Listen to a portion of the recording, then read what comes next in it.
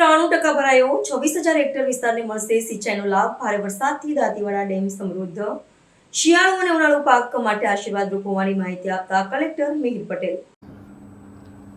બનાસકાંઠા જિલ્લામાં તાજેતરમાં જે વરસાદ થયો અને ઉપરવાસમાંથી પણ જે પાણી આવ્યું છે તેના લીધે બનાસ નદી ઉપર જે દાંતીવાડા ડેમ આવ્યો છે તે 93% કરતાં પણ વધારે ભરાઈ ગયો છે। 602 ફૂટના રૂલ લેવલની સામે હાલમાં 601.55 ફૂટ પાણીનો જથ્થો આવેલો છે। આગામી સમયમાં ખાસ કરીને દાંતીવાડા ડેમના જે કમાન્ડ વિસ્તારમાં પાલનપુર, ડીસા, કાંકરેજ અને દાંતીવાડા તાલુકાનો અંદાજિત 26,000 હેક્ટર વિસ્તાર આવે છે।